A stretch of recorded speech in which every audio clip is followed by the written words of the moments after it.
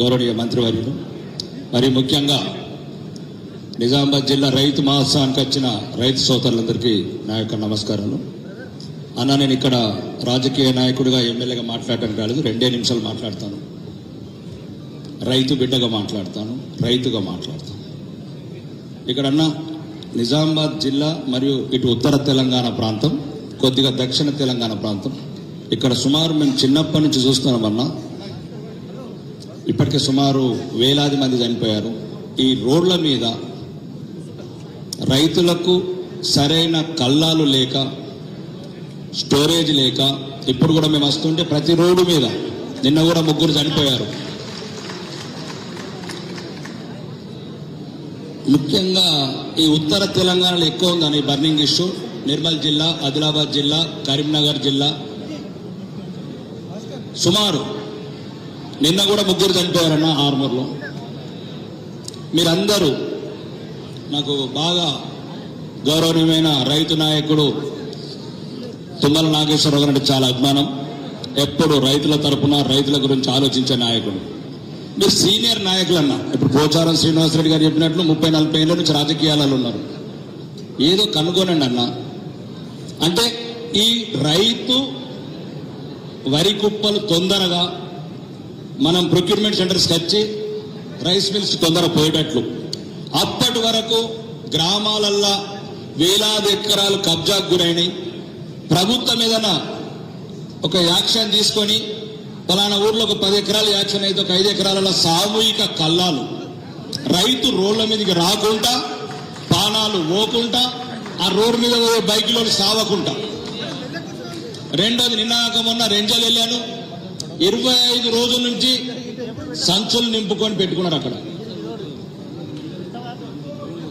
ఇది నేను పోయిన సంవత్సరం కూడా గౌరవనీయ మంత్రివర్యులు జూపల్లి కృష్ణారావు గారు రివ్యూలో కూడా చెప్పాను.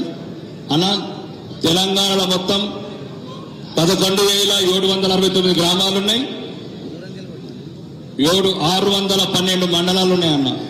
వరేసినప్పుడే కాంటలు ఎన్ని అవసరం, బ్యాగులు ఎన్ని, సంచులు ఎన్ని అవసరం, అవి అప్పుడే ప్రొక్యూర్ చేసి మండల్ వైజ్ గా అగ్రికల్చర్ ఆఫీసులో ఏదైనా వీలైతే స్టోరేజ్ రూమ్స్ కట్టాను. రైతు కళ్ళం మీద, రోడ్డు మీద అడ్లున్నప్పుడు కూడా సంచులు వస్తలేవన్న కొన్ని చోట్ల. దాన్ని ఎవరు తప్పు పట్టట్లేదు. ఆ వైపు కొద్దిగా మీరు దయచేసి సీనియర్ నాయకులు, మా నిజామాబాద్ బాగా తీవ్రంగా ఉంది.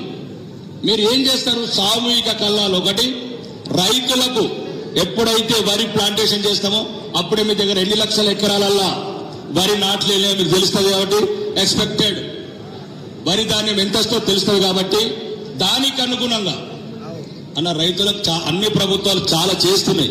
కానీ ముఖ్యంగా ఇట్లాంటి బర్నింగ్ ఇష్యూ కూడా పట్టించుకోండి. నిరంతరం ఉన్నది 20-30 ఏళ్ళ నుంచి ప్రతిరోజు. ఇప్పుడు మేము ఆర్మూరు నుంచి వస్తుంటే నిన్నగాక మొన్న మహిళా రైతు ఏడుస్తున్నదన్న, ఆ వర్షం పడితే వడగొల్ల వానల.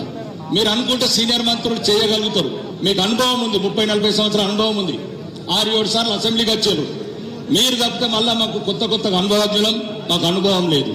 మీరు సామూహిక కల్లాలు ఒకటి, రైతు వరి నాటేసినప్పుడే మీకున్న ఎక్స్పెక్టేషన్ తోని ఆ వరి బ్యాగులన్నీ ప్రతి మండలంకి ఏరుకోవాలి, కాంటలు కూడా అప్పుడే ఏరుకోవాలి. వీలైనంత తొందరలో రైతు దగ్గర నుంచి ప్రొక్యూర్మెంట్ చేసుకొని రైస్ మిల్లకు పంపిస్తారా, ఇంకెక్కడ స్టోరేజ్ పంపిస్తారా, పంపించండి. ఇవి ప్రధాన సమస్యలన్నా.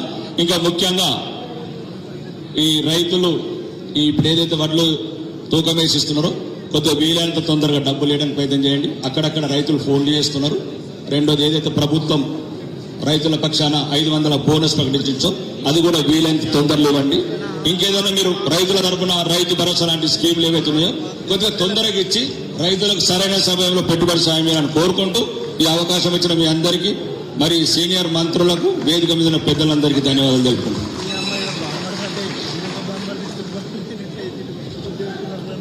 ధన్యవాదాలు సార్. జనహితులు, సౌమ్యులు.